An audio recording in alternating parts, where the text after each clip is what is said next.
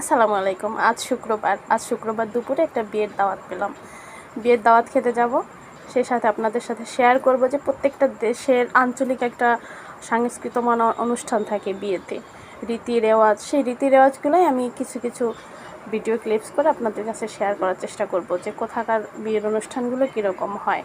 তো সকাল সকাল রেডি টেডি হয়ে আমি আমার আম্মু আমার মামিদের সাথে পুরো দুইটা ভ্যান গাড়ি করে আমরা চলে গেলাম বিয়ে বাড়িতে। কারণ আমাদের এলাকাটায় ভ্যান চলে, লোকাল এরিয়াগুলোতে ভ্যান চলে, সেখানে দুই ভ্যানে করে আমাদের যেতে হলো এবং কি আমরা পৌঁছে গেলাম বিয়ে বাড়িতে। বিয়ের গেট দিয়ে ঢুকলাম। এরপরে তো সমস্ত আত্মীয় স্বজনদের সাথে দেখা হচ্ছে। আম্মু মামি সবাদের সাথে কুশল জিজ্ঞাসা করতেছিল। আমি আবার গেলাম যে দেখি বিয়ের খাওয়া দাওয়া কোথায় হচ্ছে। তো এদিকে আবার বিয়ের খাওয়া দাওয়ার জন্য ডেকগুলো এদিকে রাখা, আর পাশেই হচ্ছে প্যান্ডেল করা ভিতরে।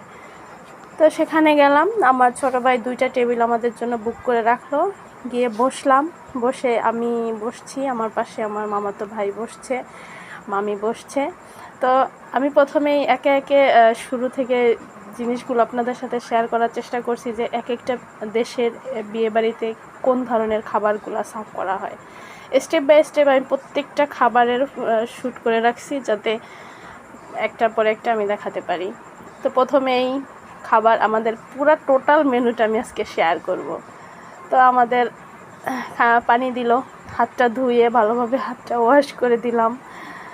যাই হোক, একে একে খাবারের মেনুগুলো আসবে।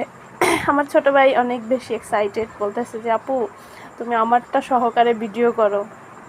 আমি বললাম যে হ্যাঁ ঠিক আছে। তো প্রথমে পোলাও দিল, পোলাও রাইস, যেটা সবাইকে দিচ্ছে, আমাকেও দিচ্ছে। পোলাও রাইসটা নিলাম, নিয়ে আমি একটু নাড়াচাড়া করতেছি, একটু সালাদ নিলাম, লেবু শসা পেঁয়াজ নিয়ে প্রথমেই খাচ্ছিলাম।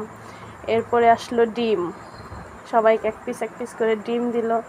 কি দুর্ভাগ্য, আমার কপালে ডিম নেই, আমার ভাগ্যের ডিমটা শেষ হয়ে গেছে। মানে এখানে ছিল 10টা চেয়ার, 10 জন বসবে, আমরা বসছি 11 জন, তো একটা ডিম কম আসছে। তো ডিমটা আমারটা যখন রিটার্ন আনতে গেছে, এইদিকে আমার ছোটো ভাই আমাকে ডিমটা দিয়ে দিল, বললো যে আমি খাবো না, তুমি খাও। অনেক রিকোয়েস্ট করলাম, এর পরবর্তীতে ওর জন্য আবার ডিম নিয়ে আসছে, ও নিবে না, ও বললো যে না, ও ডিম খাবেই না। ঠিক আছে, ডিম দিল, এরপরে রোস্ট দিল, এরপরে গরুর মাংস আসছে। আমি তো ইয়ামাহা 4-5টা টুকরা বড় বড় দেখে গরুর মাংসটা নিয়ে নিলাম। গরুর মাংস নেওয়ার পরে এরপরে দিছে কোক। কে স্প্রাইট খাবে অথবা হচ্ছে যে মজো, অথবা যেটা 7 আপ, যে যেটা খায়। আমি মজো নিলাম।